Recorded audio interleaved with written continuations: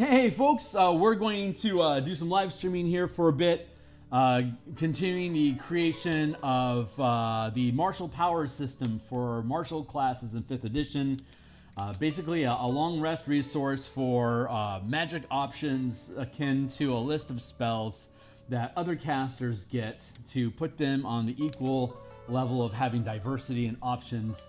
So give me a second here to check my signal, go through my intro spiel, and then we'll get to work today on the Phantom. So hold on real quick, and then we'll get to work today on the Phantom. Sounds pretty good. Wicked. So let's see, get into my intro spiel here real quick. Equals, okay, great. Hey, so my name is Phil. Phil Kearney. I create role-playing game supplements. I publish them online.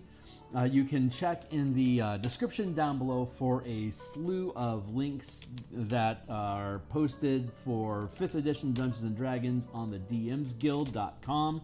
You can see here that we're looking at currently the book cover to the bundle of different mana and magical resources available to characters that I've produced previously. It's currently at a 40% discount due to the Christmas and July sale that is being held on DMsGuild.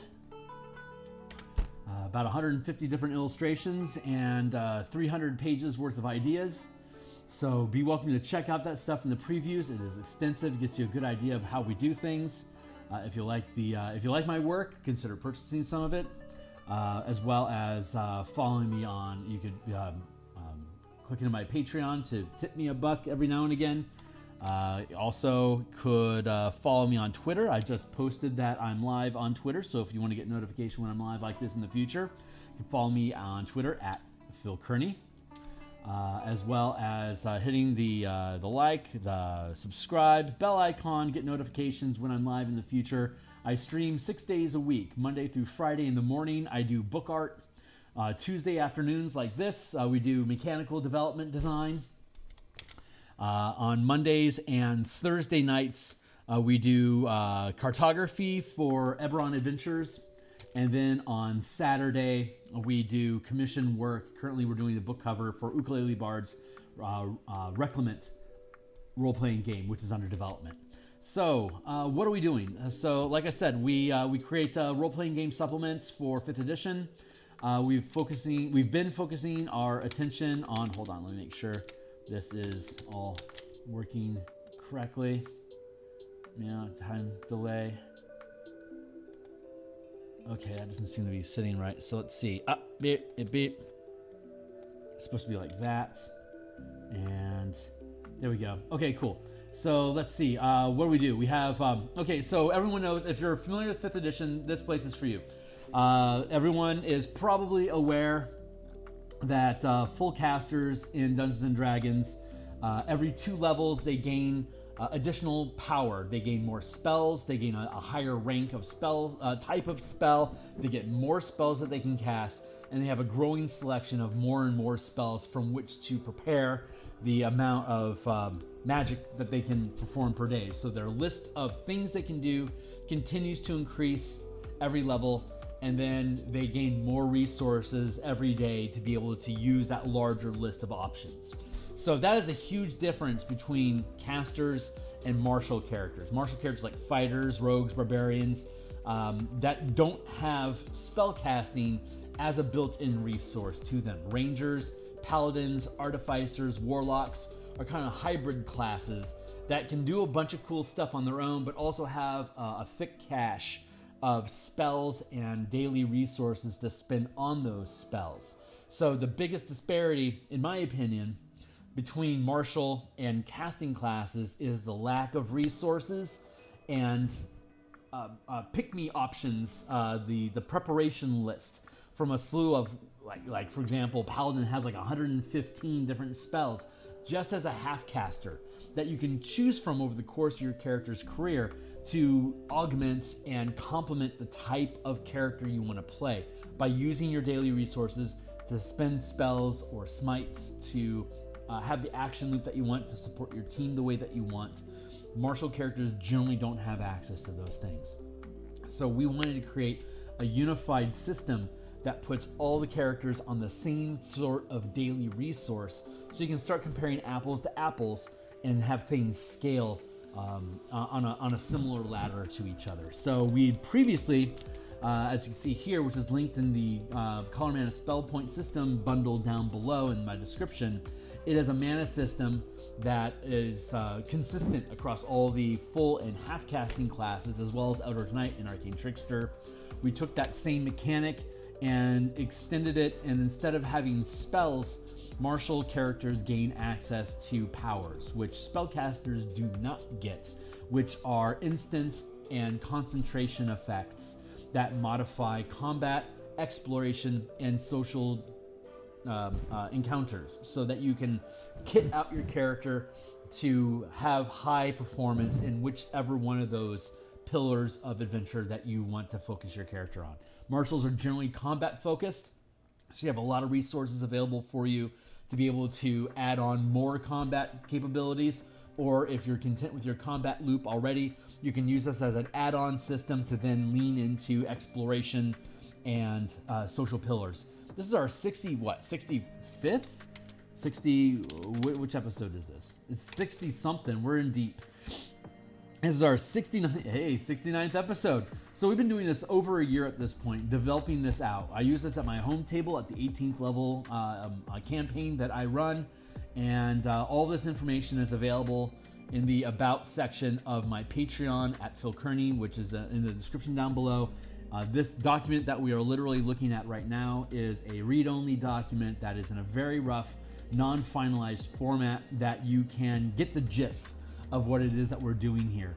So I've spent a number of episodes in the past going through how the mana system works, how multi-classing works, the different class features that we gain, as well as the extensive list of 140 some odd powers that you can select from, in addition to all the feats that you can acquire to flesh out your character and to basically give them more options at the gaming table, akin to full casters like we were just talking about.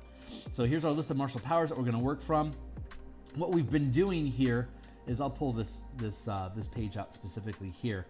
Each week we've been coming back and we've been converting different subclasses, looking at the changes that we could potentially make to the subclasses to make them operate with how the power system that we've developed works. We explored Soul Knife last week. We're going to take a step backwards in our alphabet, and we're going to work on the Phantom. So what we do is we go over to D&D Beyond. We pluck open the Phantom. We grab the text from the Phantom, and then we just review what the features are. If the features are good as is, then we don't need to make any changes to them. If the way that they're presented allow us an opportunity to make them coincide with the power structure and acquisitions that you gain using the martial power system, if there's changes that we can make to the class to make it just fold in nicely with that, then those will be optional changes that we recommend that you make.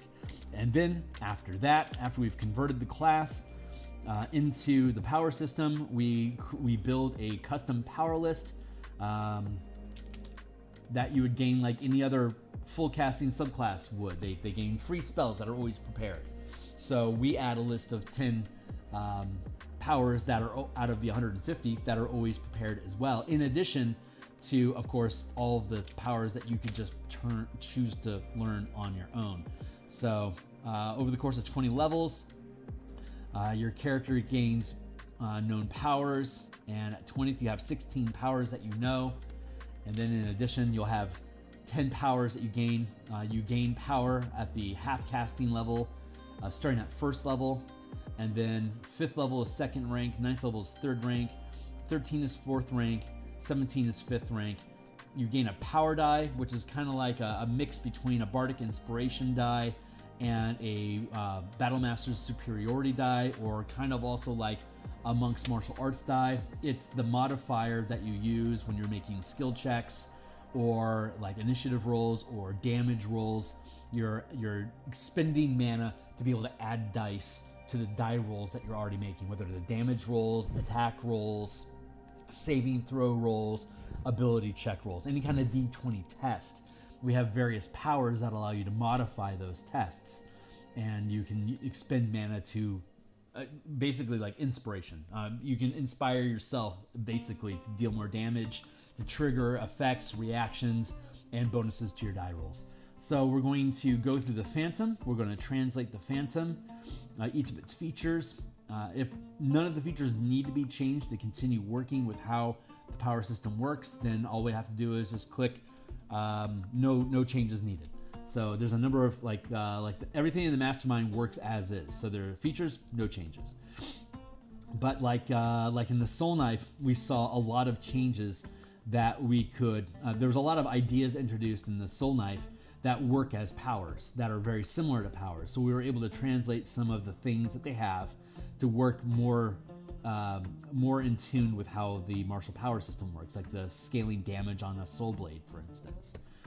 It made sense that we would have that coincide with the power die that you would roll at different levels. So that becomes your weapon's damage die, similar to how a monk's martial arts die allows to increase weapon damage if you're using a martial arts weapon. So we also have monks down below as well, but that's not our topic of conversation today. So I've got a timer going. We've got maybe an hour or so. I'm going to take a sip of coffee here because I don't think I'm ramped up quite enough yet.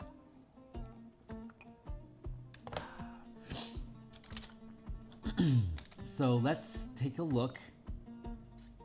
Soul Knife. My mouse is a little sticky here.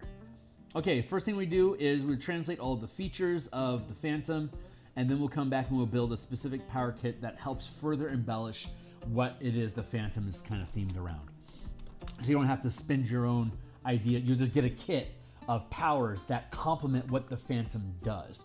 And then you can take the 16 powers that you learn on your own over the course of your character's career to further individualize it to express the kind of character that you want. You may be playing a Phantom, but maybe you want to be a giant-sized Phantom. Then you would be able to select giant size as one of the powers that you choose on your own, like say at 9th level. So let's go ahead and explore the Phantom as written. This is out of the D&D Beyond.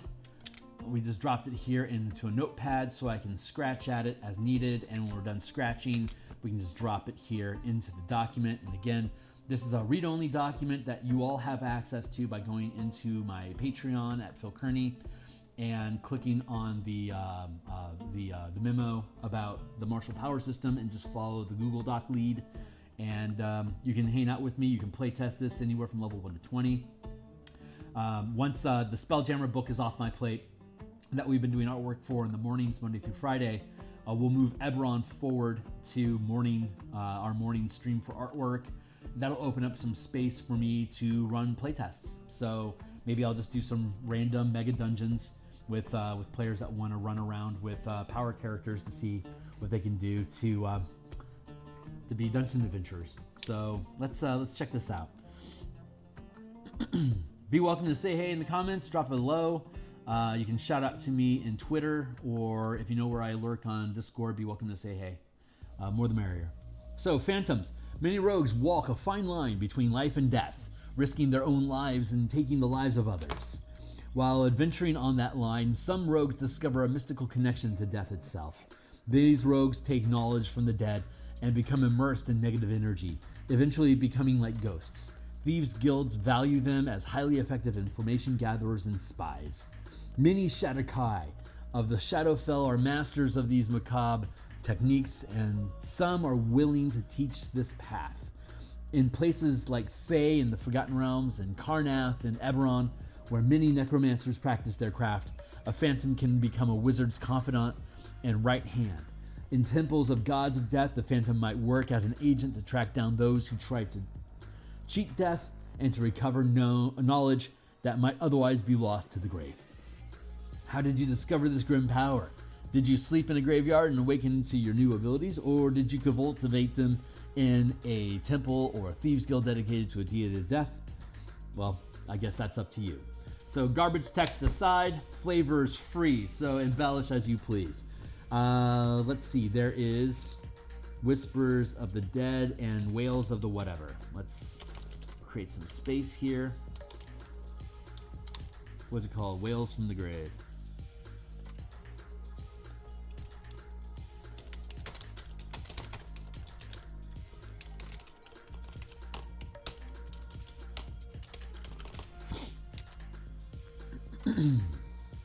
I would play some Black Sabbath first album if it wasn't copywritten, but in your mind you should be thinking Children of the Grave and Wall of Sleep. Those are fantastic. If you don't know Black Sabbath first album, self-titled Black Sabbath, if you aren't familiar with Wall of Sleep, and if you aren't familiar with Wall of Sleep or Children of the Grave, these are worth your time learning. Black Sabbath is an amazing band. So let's see. Whispers of the Dead, 3rd level phantom feature. Echoes of those who have died cling to you. Whenever you finish a short or long rest, you can choose one skill or tool proficiency that you lack and gain it. As a ghostly presence shares its knowledge with you.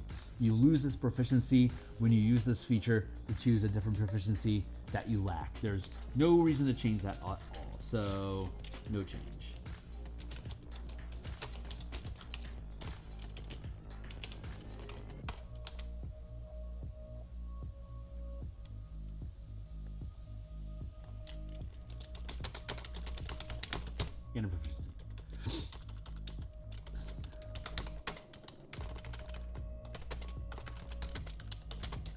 Switch each rest. Whales from the Grave. As you nudge someone closer to the grave, you can channel the power of death to harm someone else as well. Immediately after you deal your sneak attack damage to a creature on your turn, you can target a second creature that you can see within 30 feet of the first creature. Roll half of the number of sneak attack dice for your level, round up, and the second creature takes necrotic damage equal to the roll's total, as wails of the dead sound around them for a moment. You can use this feature a number of times equal to your proficiency bonus, and you regain all expended uses when you finish a long rest. Let's see.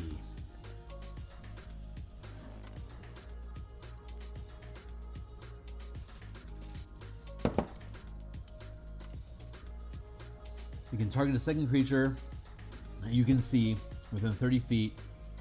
You will half the number of sneak attack dice, and the second creature takes necrotic damage equal to the roll's total. You can use this feature.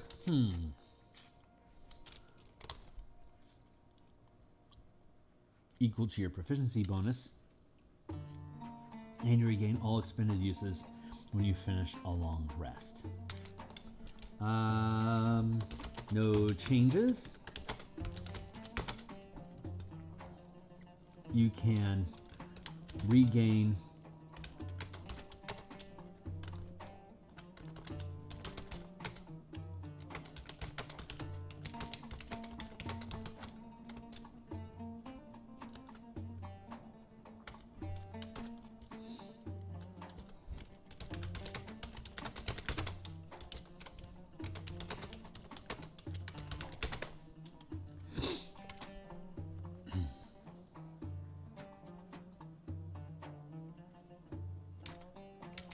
So at 3rd level, you'd be limited to using this twice.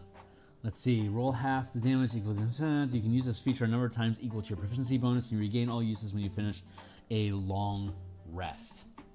3rd level, you have access to first rank powers. Yeah, I'd be fine with that. No changes. You can burn 1 mana. Burning mana means that you spend and await to reuse it. There's tapping, and you can spend mana. And when you spend mana, either tap it or you burn it.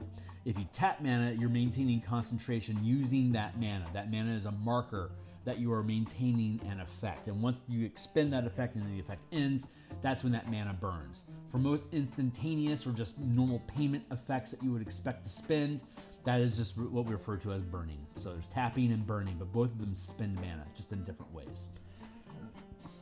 You can burn 1 mana during your turn to regain 1 use of this feature. I think I am okay with that. Let's look at your progression. So a rogue uses the Marshal Points progression table. So you gain 1 point per level per long rest. So at 3rd level, when you gain access to this, you would have at most 3 mana. So you would at most be able to use this 5 times in a day if you expend all, thank you, timer. If you expend all of your mana on that feature. Eventually you'll get up to 20 mana. I'm okay with that. Let's see.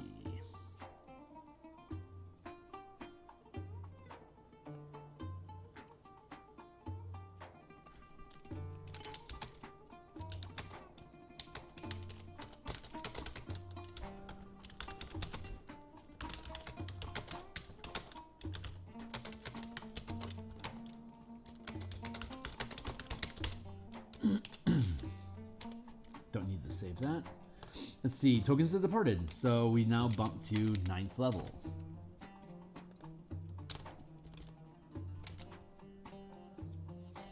When a life ends in your presence, you're able to snatch a token from the departing soul.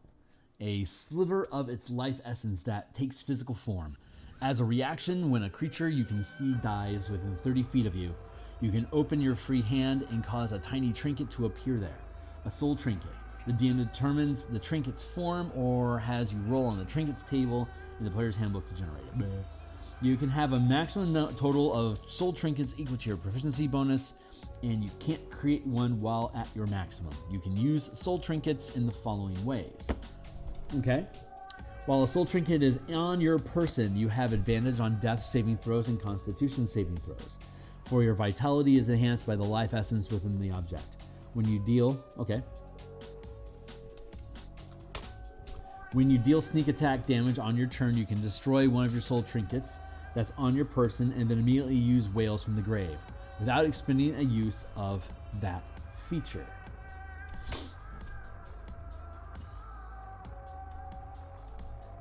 Interesting. Okay, so let's see. When a life ends as a reaction, the creature can see dies. Okay, great. So we don't actually need to give you mana for this feature because it's being powered by the trinkets that you regain. And I am okay with that.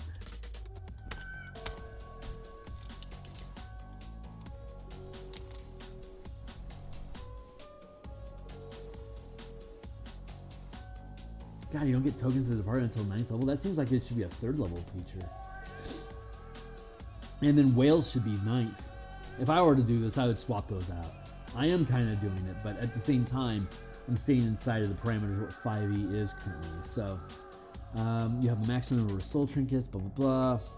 You deal sneak attack damage on your turn. You can destroy one of your soul trinkets. Okay, great. And then as an action, you can destroy one of your soul trinkets, no matter where it's located. When you do so, you can ask the spirit associated with the trinket one question. The spirit appears to you and answers in a language it knew in life. It's under no obligation to be truthful, and it answers as concisely as possible, eager to be free. The spirit knows only what it knew in life, as determined by the DM. Yeah, we don't need to change that either.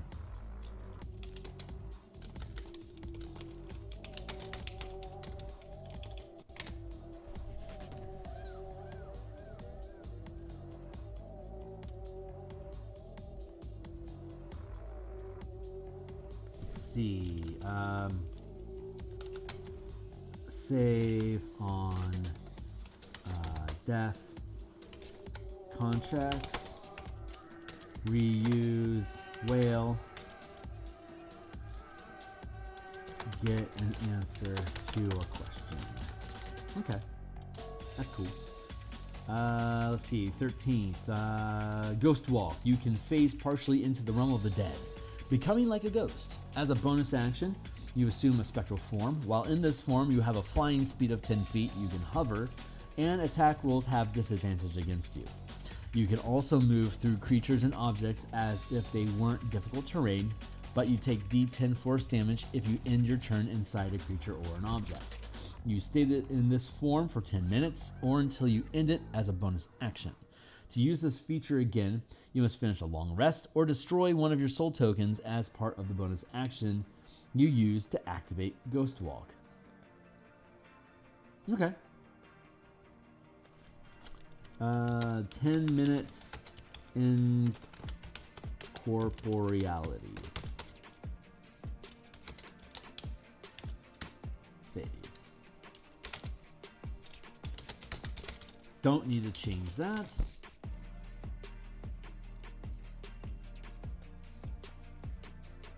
Your association. So, Phantom Death's friend. Your association with death has become so close that you gain the following benefits. When you use your whales from the grave, you can deal the necrotic damage to both the first and the second creature. Jesus. And at the end of a long rest, a soul trinket appears in your hand. If you don't have... At the end of a long rest, a soul trinket appears in your hand if you don't have any soul trinkets, as the spirits of dead are drawn to you. So if you...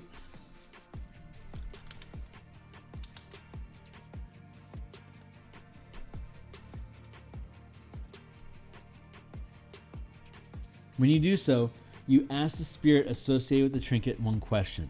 The spirit appears to you and answers in a language it knew in life. It's under no obligation to be truthful, and it answers as concisely as possible, eager to be free. The spirit knows only what it knew in life as determined by the DM.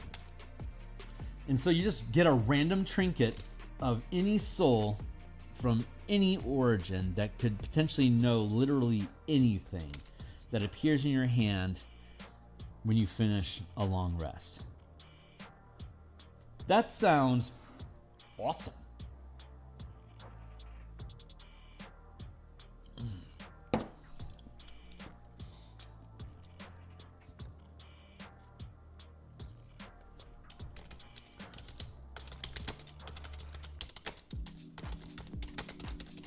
Double whale targets and free unknown token. That's dope. Okay, well, I don't need to change that. So all these things are fine as is. We don't need to change any of them.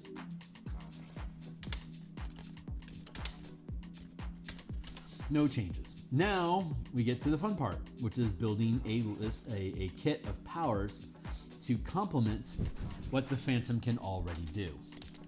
So let's go ahead and take a look at our power list.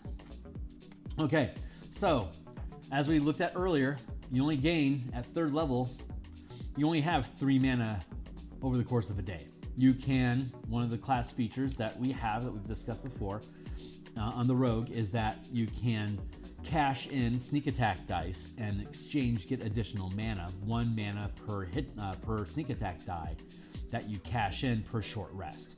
So if I don't expect to have any combat this turn, I could cash in my 2 sneak attack dice and gain an extra 2 temporary mana that recycles when I take a short rest back into hit dice, sneak attack dice, which I could then again cash in for 2 additional temporary hit points, mana points. So I have the ability to replenish my martial points as I need on short rests. But we have very, very little of them at our low levels. So generally what we like to do, we have access to 1st rank powers, and we won't have access to 2nd rank powers until 5th level. So at 3rd level, we gain 2 free powers, then 2 free powers at 5th, 2 free powers at 9th, 2 at 13th, and then finally our last 2 at 17th level. In addition, so there's exploits, which modify die rolls like D20 tests, as well as like action economy. There's reactions, which is if there's maneuvers, which is kind of like spellcasting, like instantaneous effects or self-targeting effects, where you can either use an action or a bonus action and spend the mana and do the thing. And again, you can look at all these at leisure on your own if you go through my Patreon. You don't have to be a patron to access it. It's just there as a read-only document for you to look at. Reactions are what you expect them to be, reactions. Strikes are akin to maneuvers or smites, and we've converted all the smite spells into strike powers, as well as a number of maneuvers and other options, and a number of cantrips as well. And the sustained powers are concentration effects. So, and then again, as we've spoken before, you can lock sustained effects so that you don't have to maintain concentration on them anymore. But if you do, it effectively reduces your maximum channeling level by 1. At 3rd level, you only have 1 rank in power. So if you were to lock one of these 1st rank sustained powers, you would not be able to channel any mana until you unlock and release that mana. So you can either sustain powers. With what little mana you have, you can really make it stretch by locking sustained powers that you like. You can also, instead of learning a power that uses mana, you can learn a feat. In addition to feats, you can spend a learned power. Instead of learning a power, you can gain the ability to deal a type of damage. Necrotic damage, for instance, would be very appropriate for the Phantom because of the amount of necrotic stuff that they do. So I'm going to just put out there right now.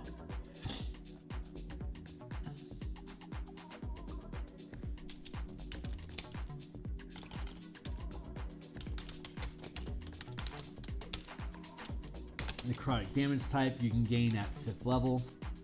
Instead of doing like slashing damage or piercing damage or bludgeoning damage, you can just deal necrotic damage whenever you want. Let's see.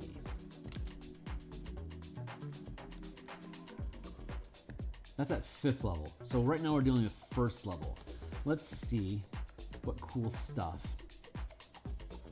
is out there for us.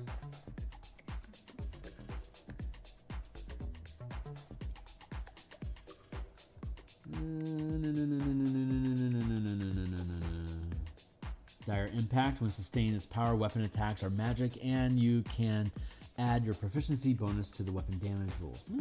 Nah. Maybe not. Blind Sense, Aquatic Adaptation. Let's see what feats lie below that we could grab. Let's see.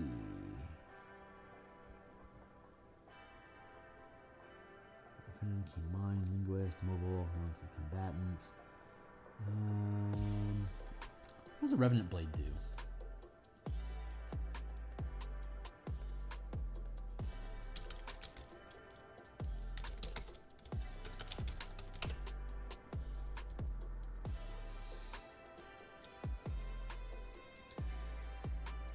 Double Blade Scimitar. Blah, blah, blah. Okay. And apropos. Let's see.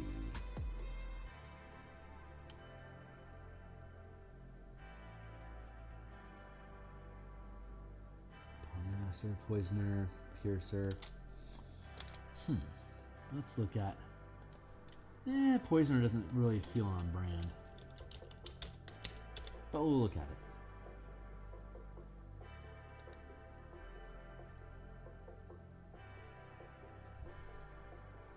When you make a damage roll that deals poison damage, it ignores resistance to poison damage. When you make a damage roll that deals poison damage, it ignores resistance to poison damage. You can apply poison to a weapon or piece of ammunition as a bonus action instead of an action. Oh, wait a second.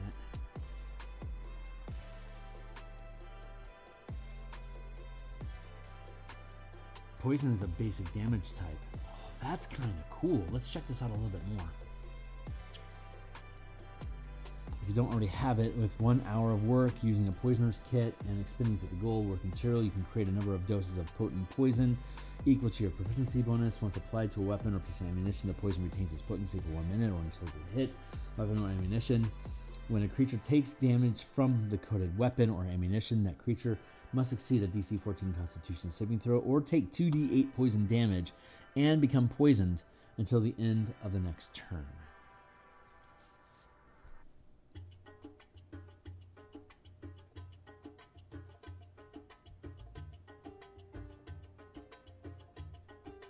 I kind of like that.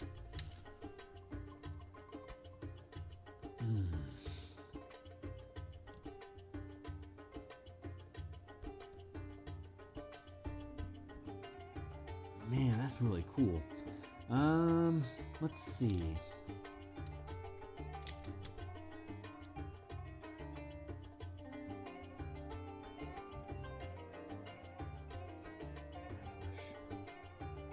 That feels more like assassin than anything. God, that's super cool.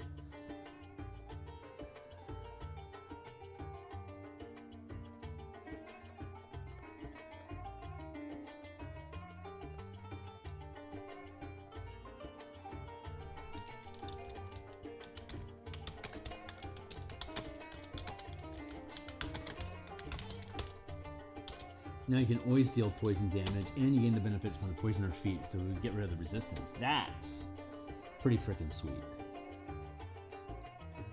But we're working on the Phantom. That just happened. That's just something I noticed, so we just picked it up. Let's see what cool stuff could we grab down here instead as, say, an exploit. Let's see, exploits. First rank exploit. Field medic when making an ability check that uses the medicine survival kit. Gives you artisan, ground fighting, inquisitive, master burglar, overrun, practice charlatan, resilient when making a saving throw. Adding the highest roll to result. Yeah, let's give him resilient.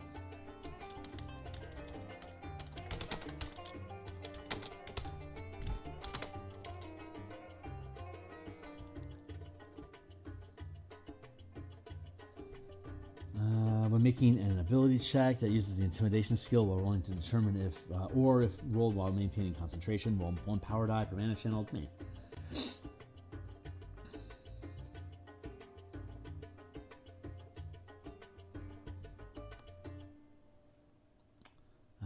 Let's see, Curse of the Isles. You curse a creature you see to reduce the skill of the attack and ability high roll. Making intelligent, nah. Curse of the Muddled Mind. You curse a creature you can see to roll an ability check and concentration check with disadvantage.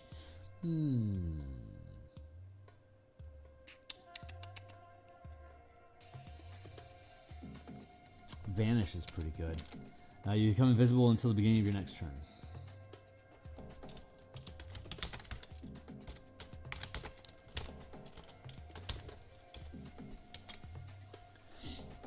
Now again, these maneuvers, you can either use a bonus action or an action to use them. And the Vanish here doesn't say anything about, hold on, where'd it go? You become invisible until the beginning of your next turn. So it doesn't get despoiled. It doesn't get spoiled by attacking or dealing damage to somebody. So you can vanish and then you can use a bonus action to vanish, which gives you advantage, which gives you sneak attack. They'll be at disadvantage to attack you, and then there you go. That feels actually incredibly phantom-y. I like that. 5th level gets us access to 2nd rank stuff. So let's go see what maneuvers exist. Sustained powers exist at 2nd rank. That might be interesting for us to pick up.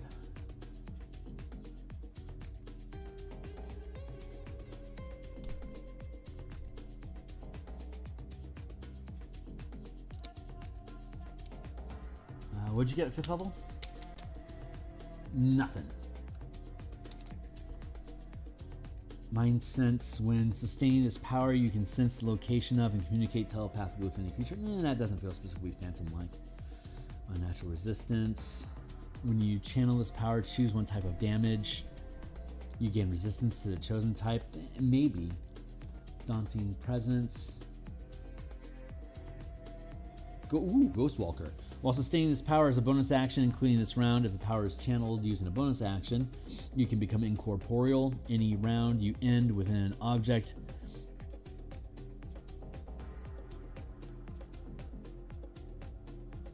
Any round you end within an object, you gain 1 level of exhaustion. So Ghostwalker sounds like something you want to pick up when you gain Ghost Walk, which is 13th level. So, okay.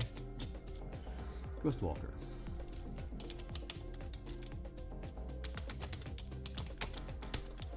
It's very similar to Ghost Walk, except that it has no end. If you lock it, it will never end. If you have concentration, it ends when you lose concentration. Any round you end within an object. Nice. Let's see.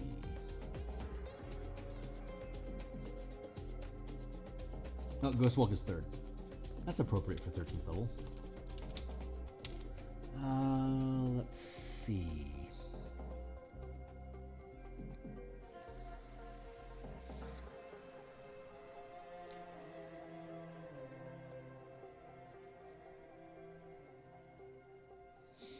Second rank. Let's see what strikes. Oops. Life stealing strike. That's kind of cool. Your weapon deals damage increases by 1 power die per mana burned. In addition, you gain a number of temporary hit points equal to the result of the power dice rolled. Any temporary hit points that remain when you start a short or long rest are lost. Life stealing strike actually sounds really cool. And it's 2nd rank, so it's 2. Life stealing.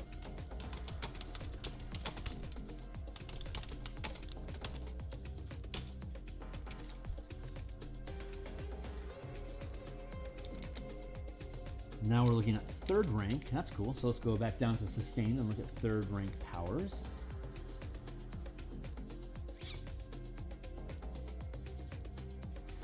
Which I already thumbed through with Ghostwalker. Okay. And then let's go back to strikes and see if there's any cool strikes that we want to pick up for 3rd rank. Not specifically 3rd.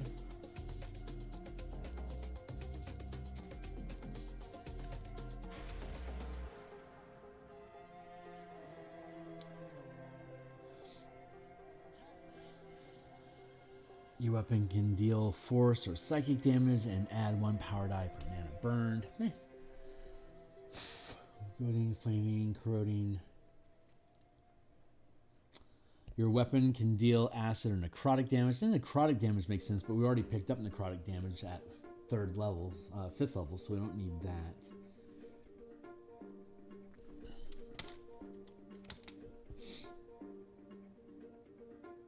Anchor. As a reaction to a creature attempting to move, teleport, or shift planes, it takes 1 power die of damage per mana burned and must succeed a charisma saving throw against your channeling DC, or it can't move, teleport, or shift planes until the beginning of their next turn.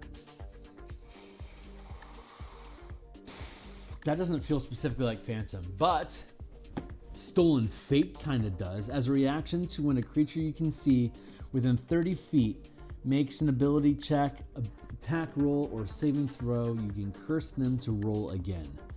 And they use the lower d20 result, and you can use the higher die result to replace the result after they use the lower d20 result, and you can use the higher die result to replace the result after rolling. And you can use, they use the lower d20 result, and you can use the higher result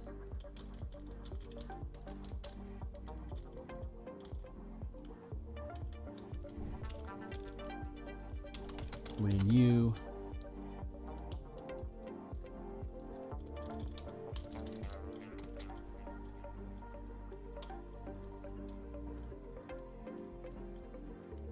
can use the higher result to replace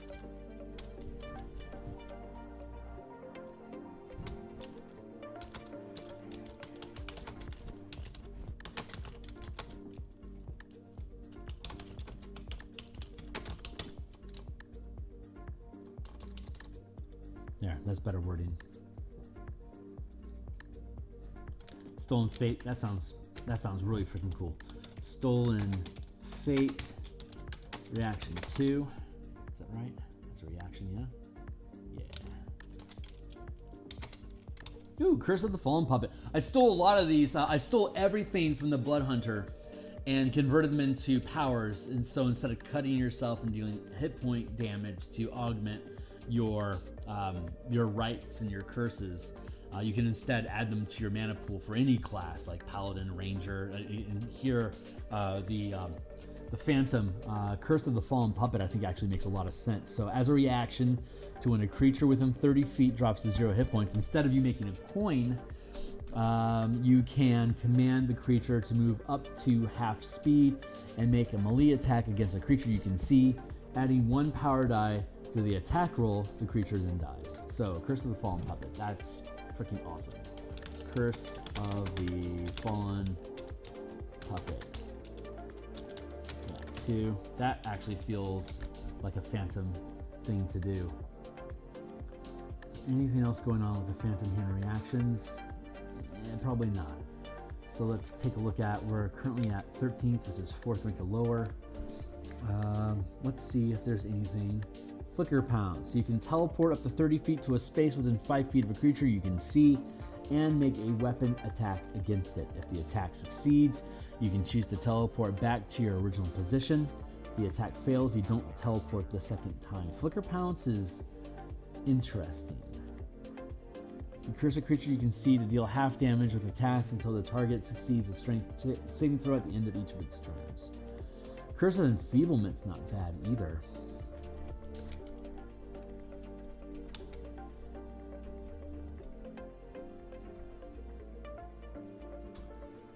Phase. Did we pick up Phase already?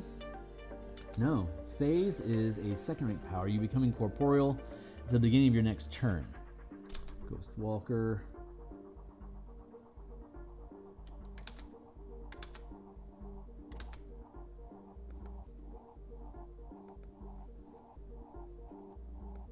Space occupied of another.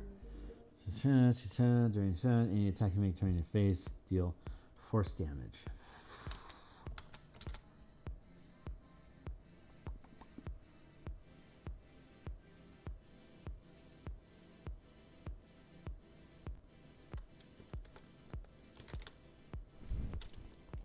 Let's go Stolen Fate at 13th. Let's go with Phase.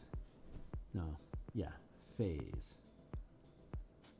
This is a maneuver.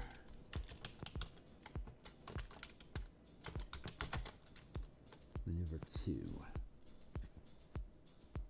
And then you gain Ghost Walker, which is basically a sustained form of Phase. But Ghost Walker is expensive. Sustaining 3 ranks is a lot.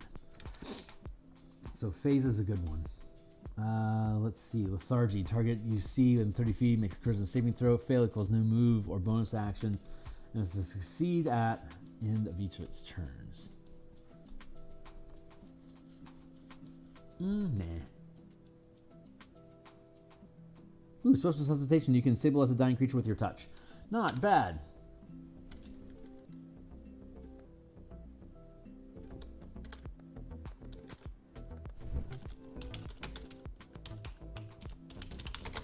Spell Resuscitation. Nice.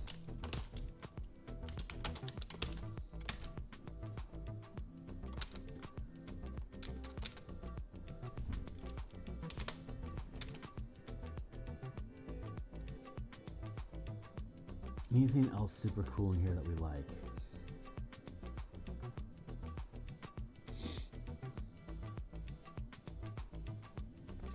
You make an attack roll against a target with less than full cover. You can ignore the cover and attack with advantage if you can see the target. Phase attack is pretty good.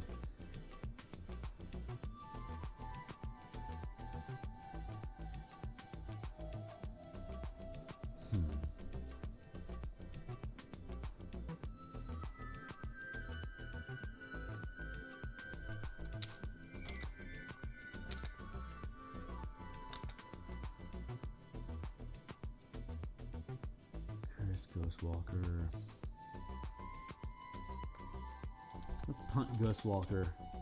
17.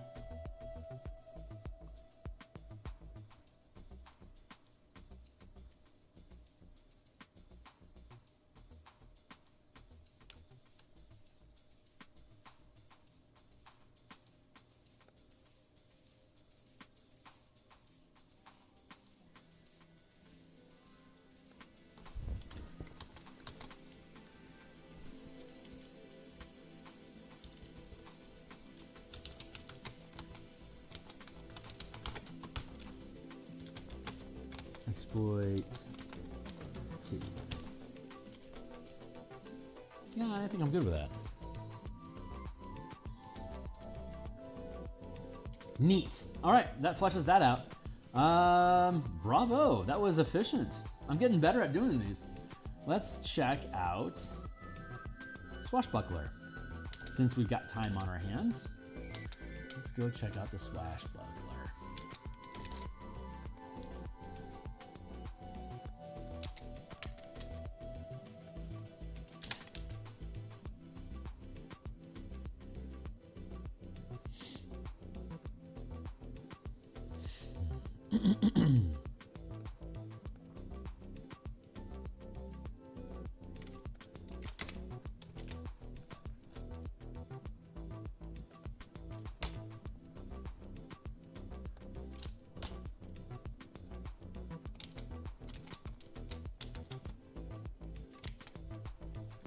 When you choose this archetype at 3rd level, you learn how to land a strike and then slip away without reprisal. During your turn, if you make a melee attack against a creature, that creature can't make an opportunity attack against you for the rest of their turn. No changes. That's a good one. Rakish Audacity. Love these names. Starting at 3rd level, your confidence propels you into battle. You can give yourself a bonus to your initiative roll equal to your charisma modifier. Okay.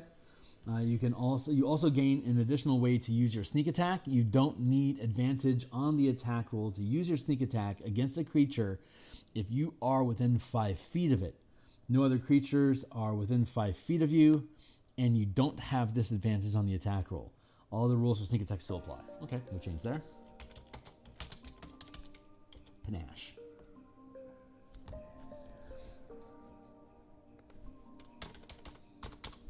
At 9th level, your charm becomes extraordinarily beguiling. As an action, you can make a charisma persuasion check contested by a creature's wisdom insight check.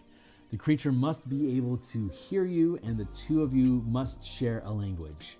If you succeed on the check and the creature is hostile to you, it has disadvantage on attack rolls against targets other than you, and it has disadvantage on attack rolls against targets other than you, and cannot make opportunity attacks against targets other than you. This effect lasts for 1 minute until until one of your companions attacks the target or affects it with a spell, or until you and the target are more than 60 feet apart. Hey, that's great. No changes.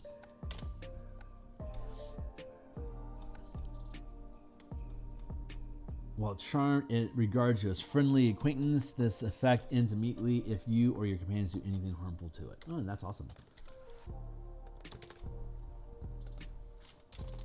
Elegant maneuvers. Starting at 13th level, you can use a bonus action on your turn to gain advantage on the next dexterity, acrobatics, or strength athletics check you make during the same turn. Changes.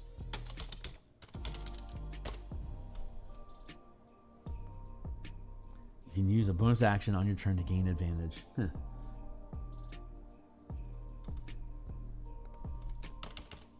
Master Duelist. Beginning at 17th level, your mastery of the blade lets you turn failure into success in combat. If you miss with an attack roll, you can roll it again with disadvantage. Once you do so, you can't use this feature again until you finish a short or long rest. Oh, okay. No changes needed there either. So,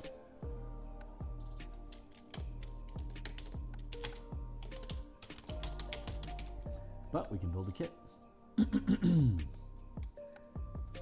Why did we go with Dungeon Delver for Swashbuckler?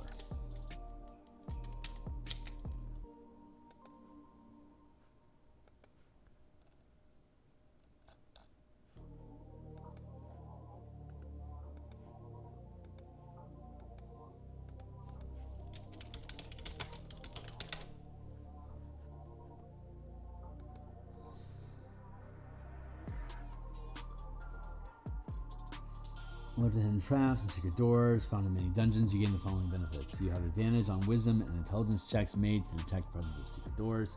You have advantage to saving throws to avoid traps. You have resistance to damage from traps. Yeah, that doesn't make sense.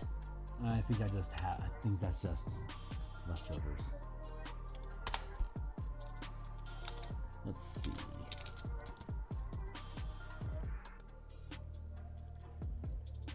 Don't need advantage.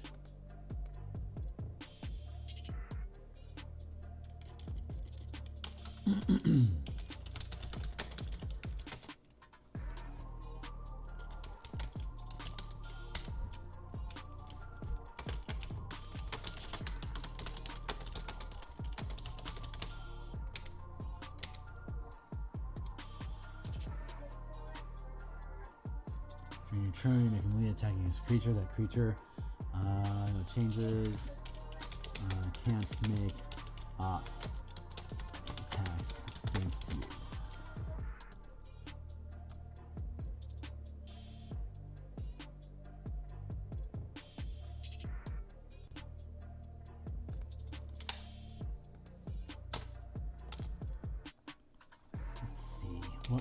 What goodies may we have in the feat section that would make sense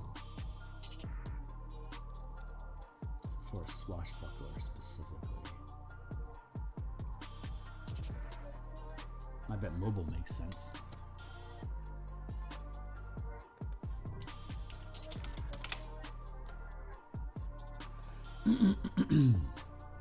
Speed increases 10 feet. Use the dash action. Difficult terrain doesn't cost extra movement. When you make a melee attack against a creature, you don't provoke a opportunity attack from the creature for the rest of the turn, whether you hit or not. Mobile's a little bit redundant with the beguiling strike. That's what it's called. With the fancy footwork. But it will continue to work. Let's see. During your turn, if you make a melee attack against a creature, that creature can't make opportunity attacks against you for the rest of the turn. Make a melee attack against a creature, you don't provoke attack opportunity from that creature for the rest of the turn. Yeah, okay, that's actually redundant. The faster movement's nice. The lack of difficult terrain is okay. Kind of redundant, so if we can avoid that, let's avoid it. But that's a really good one though. Let's see. Skilled, slasher, tavern brawler.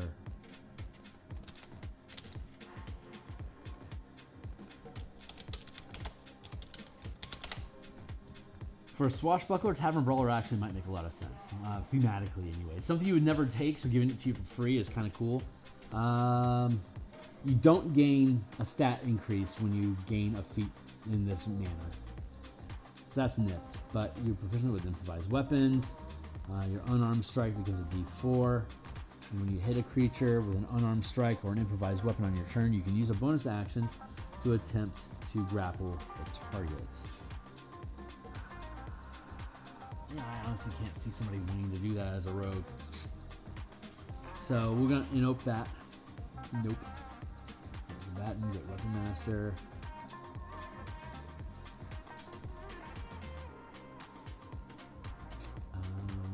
Ooh, Defensive Duelist. Let's check that out.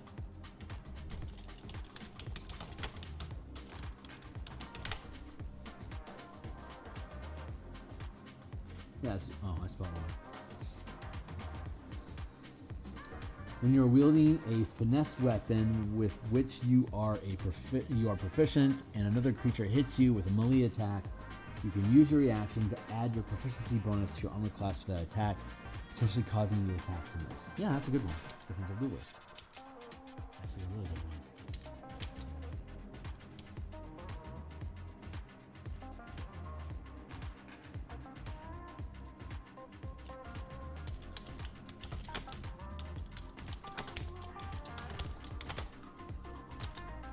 Let's see if there is there anything else that we want in here?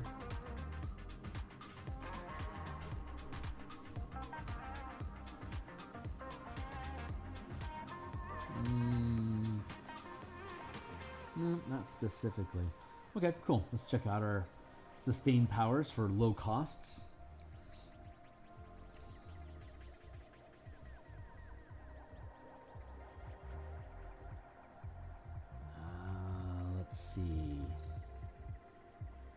Fast. While sustaining this power, your walking speed increases by your proficiency bonus multiplied by 10.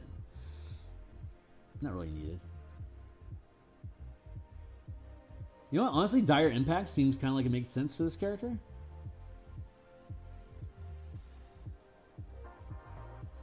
When sustaining this power, weapon attacks are magic, and you can add your proficiency bonus to the weapon damage rolls. Yeah.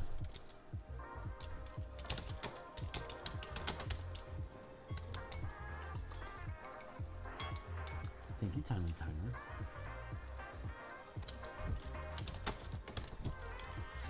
Fifth rank. So any cool sustained powers at second rank that you want? Astute. Intelligence, wisdom checks are useful. Investigate. Choose a creature you can see. You always know it was. Close quarter combat is wrestling stuff. You probably don't want that. Nonsense. Opportunist. While this power is sustained, when you take the attack action, you can forego any number of attacks during your turn to gain an equal number of additional reactions. Limit to one per turn, including your own, that can be used to make opportunity attacks before your next turn. Not bad. I mean, you don't get a lot of attacks. You only get one. I mean, a rogue only gets one attack. So you could forego it to get an extra opportunity attack. I don't think that really jives. Natural resistance, sturdy. Let's go to. Let's see. Fast.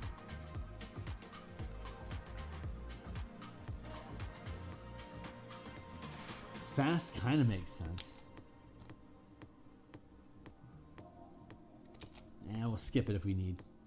Let's check out strikes. Oh wait, what was that ability? Let's see. Was it panache? Your charm becomes extraordinarily beguiling. As an action, you can make a charisma persuasion check contested by a creature's wisdom insight check. The creature must be able to hear you. If you succeed on the check, the creature is hostile to you. It has disadvantage on attack rolls against targets other than you, and can't make opportunity attacks. And goading strike does your weapon damage increases. Creatures can strike disadvantage on attack rolls made that doesn't target you. This effect ends if the target hits you. And okay, well, you get panache at 9th, which is going to be better than goading strike. This is only 5th level, so if we can skip it, we will skip it. Let's see what else is out there.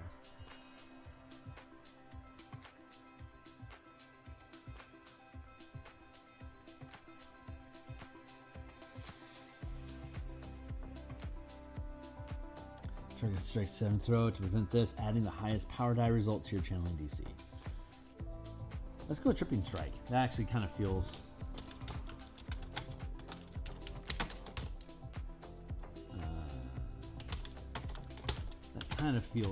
Swashbuckler-ish. It's better than just tripping because you're dealing extra damage and you're spiking your save DC to prevent it.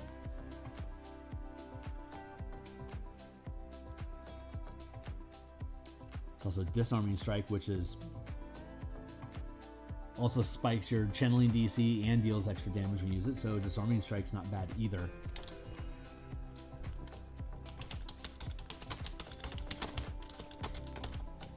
I kind of like that. Let's go into reactions. We're going to be at 3rd or better. Countering attack. As a reaction to an enemy within range of your weapon attack, cast a spell. Make an opportunity attack. If it hits, the caster takes damage and must make a Constitution saving throw against your channeling DC or half the damage dealt, whichever is greater. If the save fails, the spell is disrupted as though affected by a counter spell. So countering attack sounds fantastic. That is what? Reaction 3.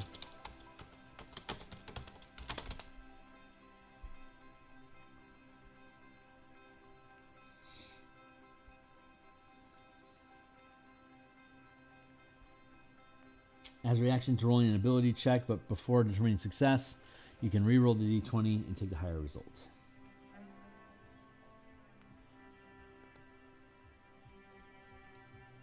You can re-roll the d20 and take the higher result. Opt. Was that a...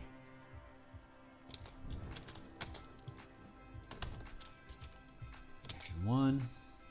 Now we're at 4th rank with 13. What cool stuff is up here? Hexproof. As a reaction to when a creature you can see targets you with a spell or magical effect, the creature must succeed a charisma saving throw at disadvantage, or the spell or magical effect doesn't affect you.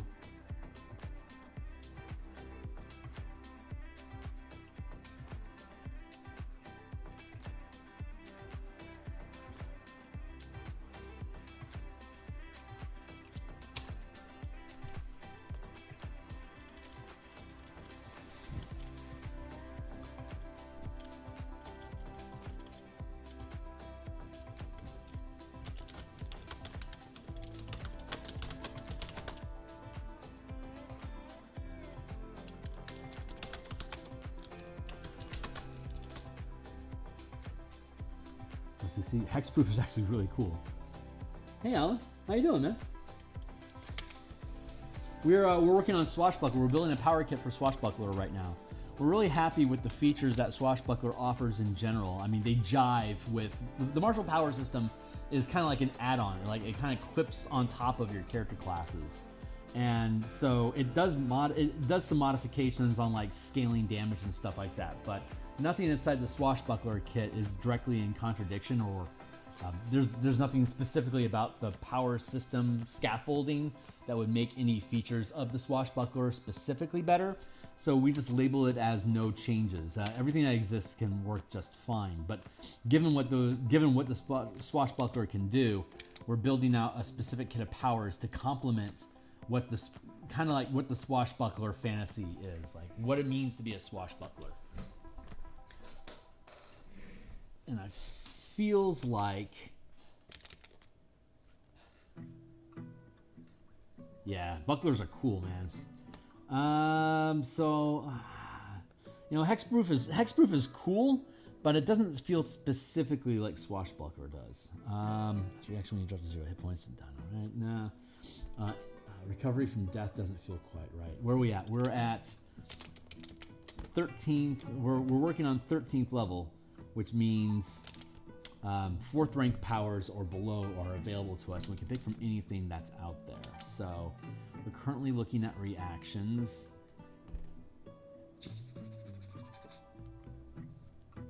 As a reaction to when you or an ally within reach of your melee attack are hit by an attack roll, from a source you can see, the attack is re-rolled, taking in the result. The re-roll can't score a critical hit. That's a crit killer. That's why this thing's super cool. As opposed to like a normal maneuver like that.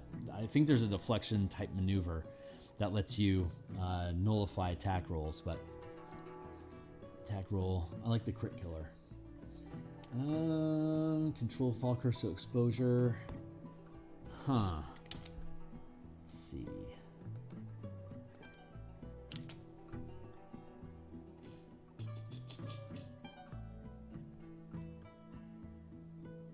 Make 2 weapon attacks with advantage. That's not bad. You can use that. You can use that as an action and as a bonus action, but it costs you 3 mana each, and that's expensive. But it feels, boy, it's useful when you need it, though. Let's add it. Double strike. Exploit 3. It's useful when you need it. Like you make your normal attack, and then you get your bonus action to get 2 more attacks in. Expensive, but when you need it, you need it. It's super useful.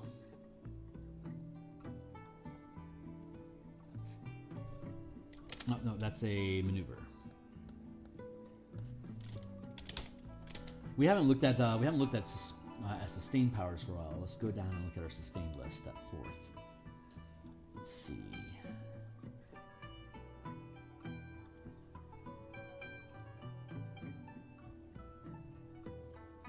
These are cool things, but they don't feel specifically like a Swashbuckler. There are things that you may want to pick up on your own. So you have your own 16 powers that you can gain, but we're trying to build a kit specific in flavor. Like I may or may not want to take these as a player, but we're going to give them to you for free because they're on flavor with what the Swashbuckler is. Kind of like how the kit of bonus spells that you get from Fullcaster class gives you the 10 spells level 1 to 5 that are flavored, regardless of what spell list they're on.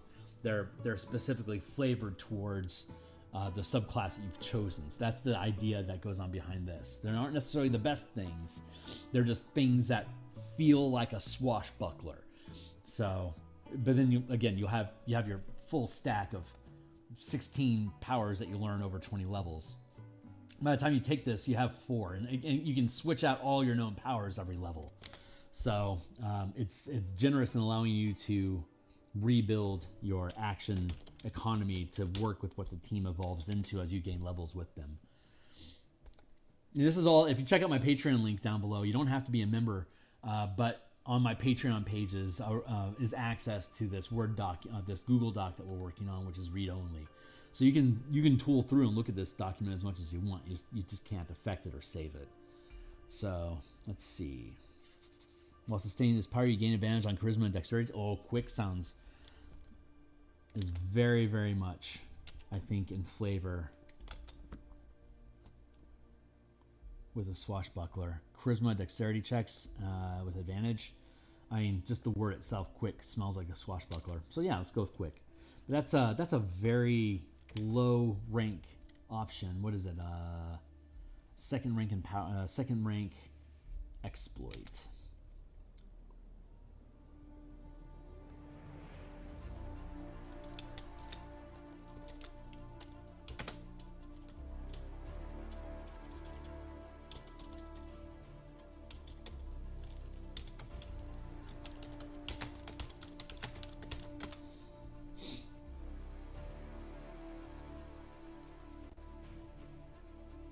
And then we're back up to the last rank of just cool stuff.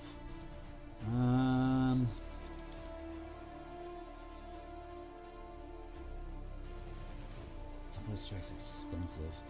We could, okay, so one of the feats is very meta, but one of the feats that we created and added to this is efficient power. It's a meta power. Efficient power allows you to choose a power that you've learned at second rank or higher. You can reduce the rank and the amount of mana to channel the power by 1. So we could efficient power.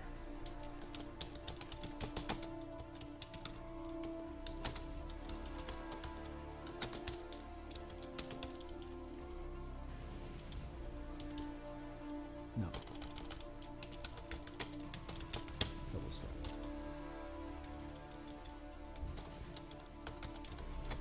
So we can drop the cost from 3 down to 2 when you pick up efficient power. Here.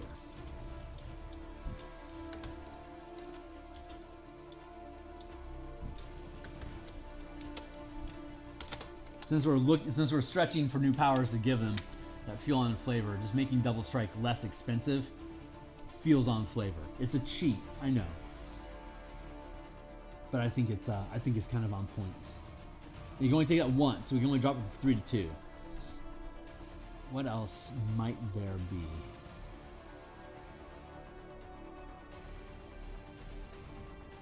That hits the flavor.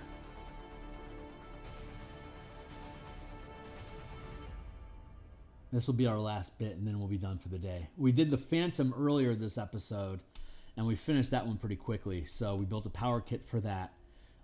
And then we jumped into Swashbuckler. The last one is Thief that we'll do next week, and then we'll start building building power kits for the monk.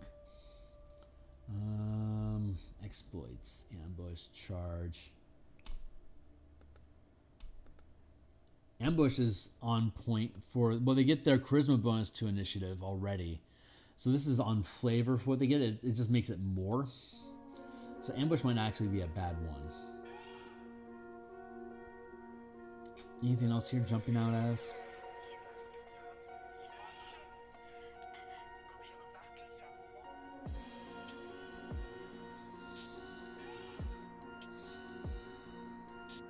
You make an attack roll with advantage and roll 1 power die per man. No, not specifically Swashbuckler. When you use a bonus action to channel a maneuver, you can make a weapon attack as part of the bonus action. That can stack with double strike, by the way. It spends 3 mana on double strike to get 2 attacks as a bonus action, and then you can spend 3 more mana to get an empowered synergy because you're using a bonus action to channel a maneuver. And oh wait, is double strike a maneuver? Hold on. No, double strike is not a maneuver. Oh wait. Double strike. Yeah. Double strike is a maneuver. So this exploit, I could spend 6 mana and get 3 attacks as a bonus action on top of my normal attack. That is fucking expensive and insane. I love it. Ooh, first strike. When you roll initiative, if an enemy is within range of your weapon attack, make an attack roll against that enemy instead. The result of the roll is your initiative count in addition to dealing any damage if the attack succeeds. That feels very Swashbuckler. That feels very, very Swashbuckler. That's perfect. Oh, we already did the thief. Holy crap, are we done? How expensive is that? First strike is 3. Oof, but that's a really good one. First strike. Exploit 3. Ah, that's sick. Cool, man. That's it's fucking fat. So you get the defensive duelist feat. You get dire impact, which allows you to. It's a sustained power, so you have to maintain concentration on it. But while you do, you get your your proficiency bonus to damage rolls that you make. At 5th level, you get tripping strike and disarming strike, which increases the amount of damage that you deal during the technique, and it allows you to increase your saving throw. The target has to. Your DC increases with the power die that you roll to make it more difficult for them to resist both tripping and disarming. And using the... Here, check this out.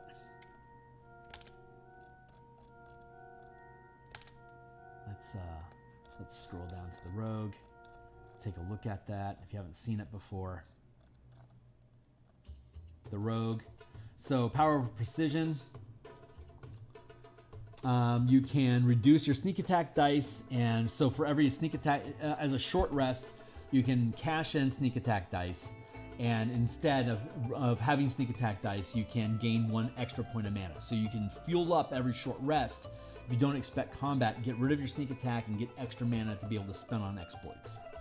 And then at 6th level, you get empowered sneak attack. This is gonna sound a lot like cunning strikes from the UA, but we've had it in here for a year. You can check the backlog. So I mean, pat ourselves on the back. This actually initially came from the Complete Scoundrel book in 3rd edition, which I was a big fan of back in the early 2000s. But the way that we do it here is when you deal sneak attack damage, you can surrender a number of dice and instead gain a power for free. So at 5th level, we gain Tripping Strike, which is a first rank strike, and Disarming Strike, which is a first rank strike. So the way that this works is you can drop your sneak attack damage by 3 and instead gain a free point of mana that you can spend on a strike power. 1 point of mana for a first rank power. So you could, instead of rolling 3d6 and dealing damage, you'd be able to deal, at this rank, it'd only be 1d, at 5th level, it'd be 1d6, but you gain Tripping Strike and Disarming Strike for free.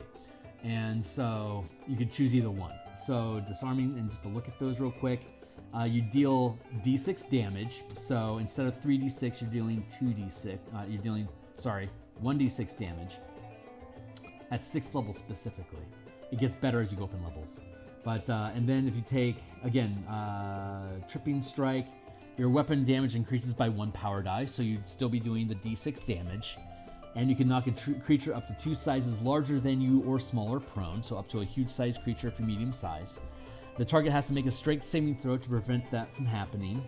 And it's going to be your 8 plus your proficiency bonus, plus a rogue could choose either dexterity or intelligence as your channel DC. So assuming dexterity 18, so it's 8 plus 8 plus your 18 is going to be 8. That's plus 4, 12, plus your proficiency modifier. At 6th level, it's going to be a plus 3.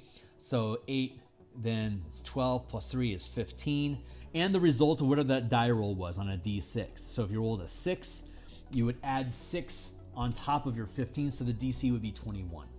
If, like at 18th level, if you wanted to channel 3 mana into this, you'd be rolling a d10 instead of a d6, and it would be your best die roll. So you could potentially, it'd be 20 dex is 5, 6 modifier from your proficiency is 11, plus 8 from just being a DC, so that's 17, and then potentially up to plus 10, plus it'd be a DC 27.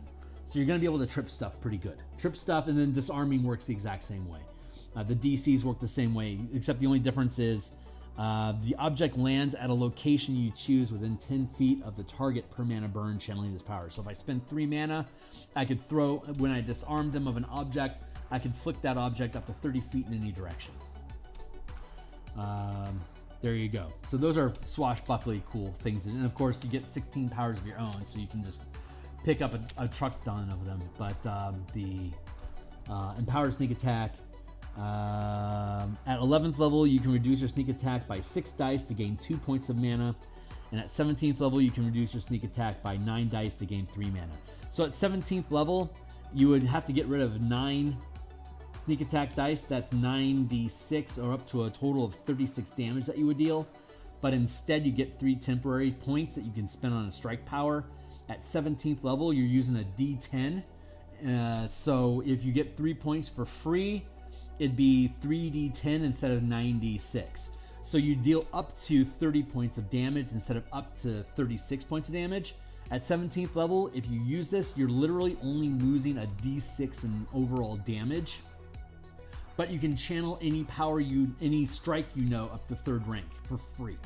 So looking at if you again, you get the disarming strike and you get the tripping strike for free.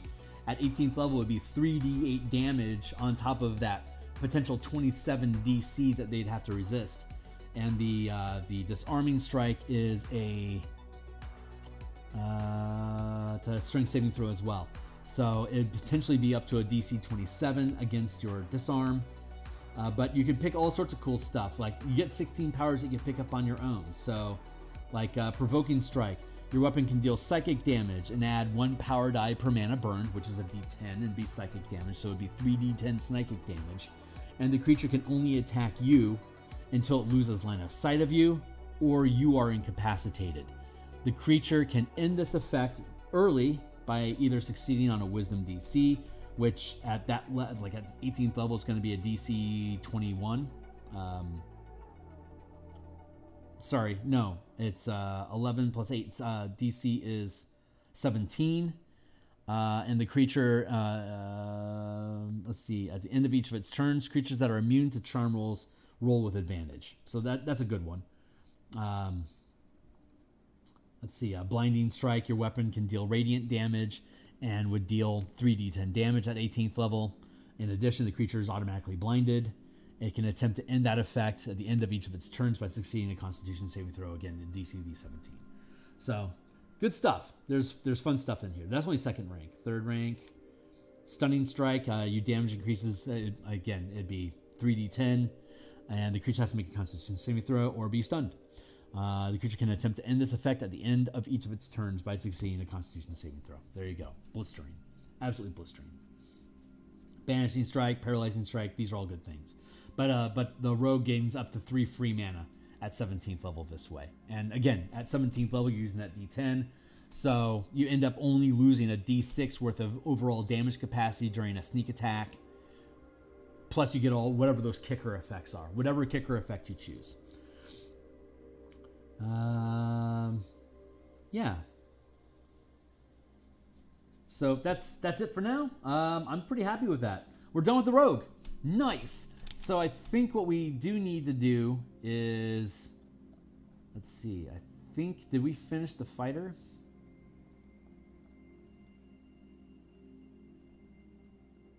No, we have not finished the fighter. So we can start working on more fighter stuff. And let's see, and we haven't finished the barbarian. I don't think we finished the barbarian yet either. So next week we'll probably we'll start doing more fighter stuff. So we're here every Tuesday on weekday mornings, Monday through Friday. We do Spelljammer book art. We built a book for Spelljammer, Combat and Exploration, to increase ship combat options and interacting with objects in space and astral sea. And then on Monday and Thursday nights, we make maps for Eberron. We have an Eberron adventure that we'll be publishing on DMsGuild for 8th level characters in Karnath. And so we do cartography for that in the evenings. Once the Spelljammer book publishes, hopefully at the end of August, maybe early September, we'll then move Eberron forward in the rack and work on that in the mornings. And we'll start working on this on Monday and Thursday evenings, and then we'll open up our Tuesday lunch stream, probably to keep working on more Spelljammer stuff, just extra stuff. So, but anyway, this is available through my Patreon. You don't have to be a patron to check it out. You can just go visit my Patreon page and check out the notes that I have down there. It provides a link to this as a read-only document. If you're interested in playtesting and stuff, let me know. You can reach out to me either through Discord, or if you know, you can ping me on Twitter if you want. But that's it for now. So I'm going to bail out, and I'll be back in the morning. So I will catch you guys in about 20 hours. So thanks a lot for hanging out, and I'll see everyone else in this future. Thanks a lot.